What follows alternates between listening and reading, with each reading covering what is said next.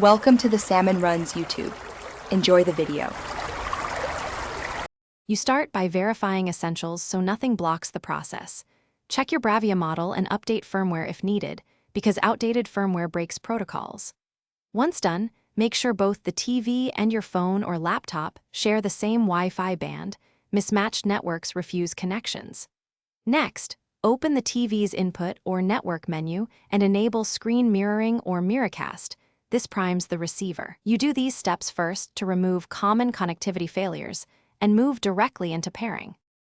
Now you perform the actual pairing and adjust settings that commonly block mirroring. From your phone or laptop, open cast or screen mirroring controls and scan. Select the Bravia when it appears.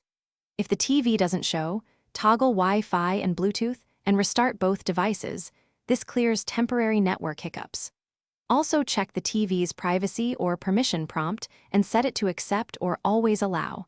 Otherwise, the TV will drop connections. These steps solve most discovery and permission problems.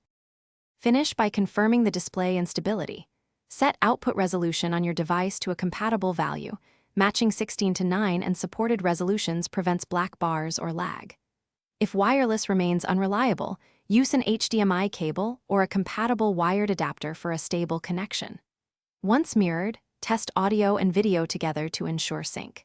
If problems persist, restart the router and, only if needed, reset the TV's network settings. This removes corrupted network caches and restores normal mirroring. Thanks for watching. Consider subscribing if we helped you.